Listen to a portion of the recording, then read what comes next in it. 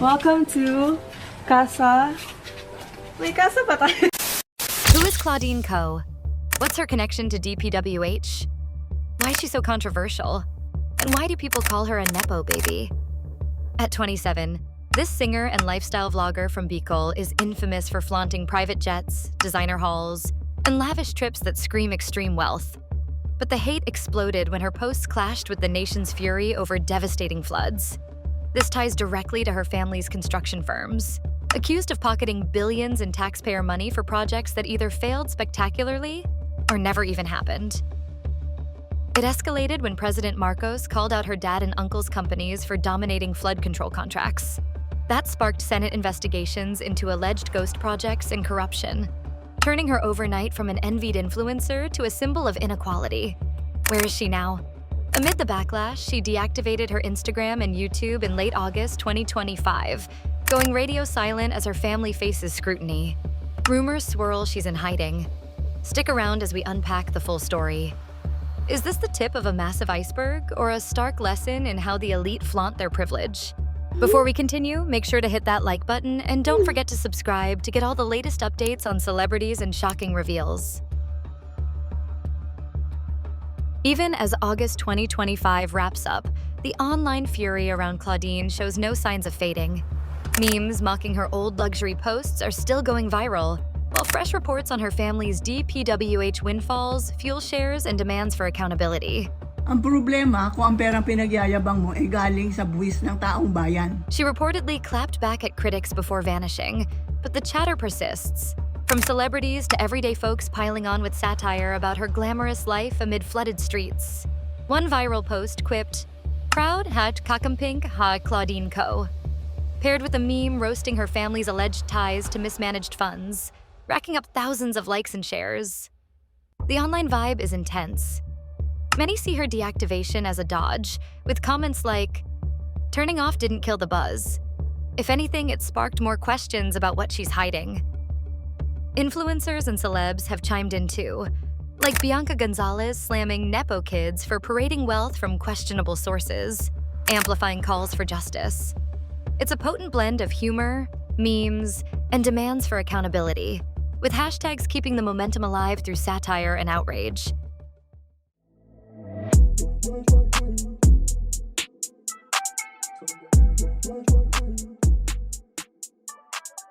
Claudine Julia Monique Koh was raised in the heart of Bicol, immersed in a family where ambition flowed as freely as the region's rivers. Her father, Christopher Koh, built high-tone construction from humble origins into a powerhouse. Factor in her uncle, Ako Bicol party list, Repan Elizalde Zaldi Koh, and his son West Group, and you've got a dynasty blending business savvy with political clout that unlocked endless opportunities. Born around 1998, Claudine absorbed that hustle, later carving her own niche as a content creator.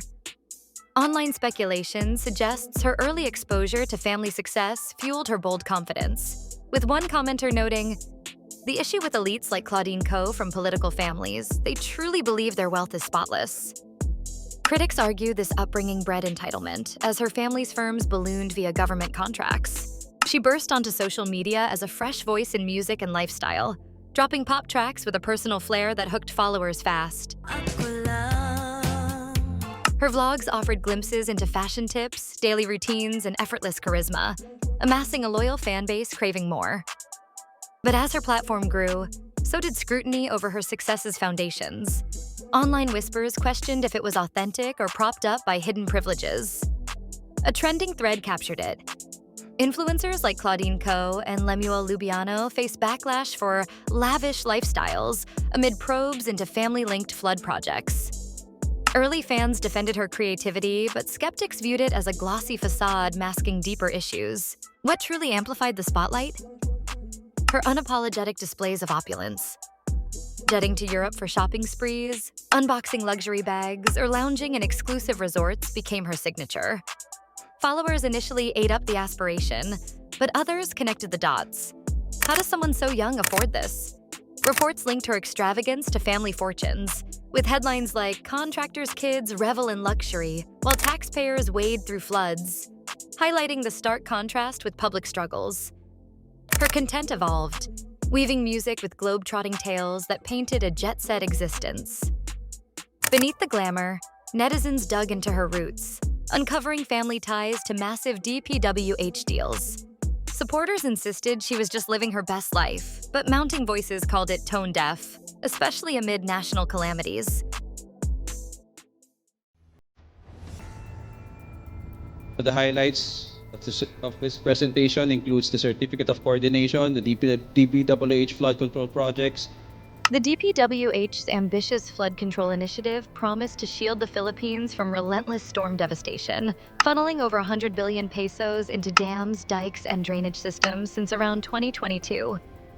Hightone and SunWest snagged huge chunks of these contracts, ranking among the top 15 firms and quietly amassing billions. President Marcos spotlighted them, noting how a handful of companies like theirs dominated 1 in 5 projects. This is another disturbing assessment. Online, reactions erupted. From 2011 to 2025, the Philippines poured nearly 2 trillion pesos into flood control, with users demanding, where did it all go? Critics suspected political connections greased the wheels, allowing family empires to thrive while competitors struggled. But as monsoons hammered year after year, the failures surfaced glaringly. Exposés revealed incomplete sites, shoddy materials, and ghost projects that existed only on paper, siphoning funds without delivering protection. Senate hearings blew it wide open, with accusations of overbilling and shortcuts leaving communities vulnerable. A report highlighted parallels. 9 companies allegedly tied to the Discaya family secured DPWH flood contracts worth 31.6 billion pesos since 2022. Netizens piled on, sharing tales of persistent flooding despite the billions, igniting debates on systemic breakdowns. Articles traced DPWH fortunes of Hightone, founded by Christopher Ko, illustrating its government-fueled growth. Public sentiment soured into full-blown anger, with viral comments like, "The flood control budget ended up in Claudine Ko and Sarah Discaya's greedy hands." The scrutiny intensified, extending to flashy lifestyles.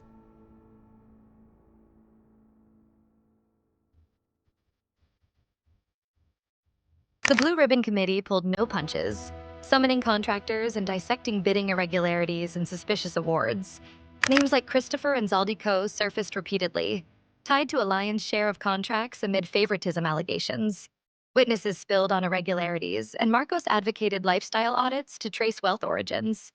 A senator's remarks exposed ghost flood projects, padded contracts, and institutional collusion, fueling online firestorms. Reactions poured in. Let Claudine Co. defend her indefensible lifestyle. The more she tries, the hotter the flames. Subpoenas ramped up pressure on no-shows. For Claudine's clan, it meant every contract under a microscope, unraveling potential politics money entanglements built over years. Headlines screamed, "Politicians' influencer kids draw flack amid DPWH controversies," roping in figures like her. Investigations unveiled shocking patterns. Funds diverted while disasters raged on. It transcended money. Lives hung in the balance, spurring calls for genuine oversight. A breakdown detailed 28 projects, each at 77 million pesos, totaling 2.156 billion pesos, with uniform pricing raising red flags. Demands for action surged, proposing independent audits and leadership overhauls. One advocate pushed for immediate suspension of all 15 contractors, echoing online campaigns for reform. Hearings didn't just expose flaws, they mobilized public opinion, transforming passive observers into vocal critics. As Senate revelations hit, Claudine's feeds became backlash ground zero. Her jet pics now juxtaposed with flood victim shots and savage memes. Hashtags blended fury and wit, spotlighting the irony of luxury funded by alleged public pilfering. Celebs like Bianca Gonzalez weighed in, blasting Nepo kids for flaunting ill-gotten gains. Coverage captured the zeitgeist. Social media buzzes over Claudine Co., linked to firms called out by President Bongbong Marcos Jr. A post urged, "DM the hate to Nepo babies like Della Alante, Jamie Cruz, Claudine Co., and more." The pile-on was relentless, fusing memes with grave accusations. The storm peaked in late August 2025, her name trending as accountability calls echoed. She allegedly fired back at detractors, and a confusion arose with another Co. Creator Camille Co clarified, "Not related to anyone. I have no ties to viral Claudine Co." The shade included parody titles like How Claudine Co Bounced Back from Cancel Culture. Overwhelmed, she deactivated Instagram and YouTube, sparking speculation. Family pressure? Dodging the spotlight? Or worse? The move amplified the void, splitting fans between sympathy and suspicion. Outlets reported, Claudine Co deactivates Instagram amid criticism wave, citing her family's top contractor status. Her disappearance fueled theories, with users dissecting archived content for clues. This isn't Claudine's first brush with controversy. Flashback to 2020 typhoons, when her family's Albay mining ops were blamed for deadly lahars bearing communities. Sunwest held the permits, facing heat for environmental negligence. In the chaos, she vlogged a 2020 appeal. Watch ads to fund victim donations. Praised by some as charitable, dismissed by others as PR damage control. It cast a long shadow, resurfacing now to layer on the heat. Debates raged online over its sincerity, with takes like quick explainer on why Claudine Co and other influencers are getting lashed. The connections sting. Past disasters pinned on family ventures, current floods blamed on flops. It weaves a tale of recurring accountability gaps. Broader online convos frame it as systemic, like turning a blind eye or enabling conflict of interest, spotlighting similar dynasties. Echoes extend to oversight failures, with critiques like, when leadership fails, the nation pays the price, slamming DPWH lapses. It's a collective push for reform, as historical woes compound the new. Unverified rumors claim political pull secured those contracts, with Akko Beekel's influence allegedly tilting bids. Online buzz suggests hidden safeguards let fortunes swell while oversight faltered, though these remain speculative from heated forums. Her lavish life is allegedly a direct fruit of these deals, prompting theories of deeper concealment. Patterns mirror other families, like the Discayas, whose offspring flaunt amid probes. A discussion revealed Discayas admit DPWH projects as gateway to wealth.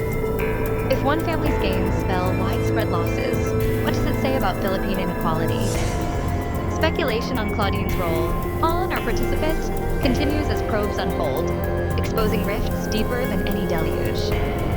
Putting it all together, Claudine Co's rapid fall from blogger darling to scandal epicenter exposes raw tensions. Opulent lives versus public suffering, billions squandered as waters rise.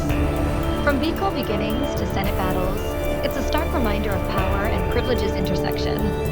Online voices, from memes to impassioned pleas, demand, let this be the moment we say enough.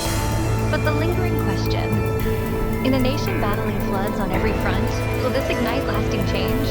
Or just another storm that passes without resolution? What do you think? Drop your takes in the comments, like if this opened your eyes, and subscribe for more deep dives into stories that matter. If you like this video, do leave a like and share your thoughts below. Stay tuned for more untold stories and subscribe.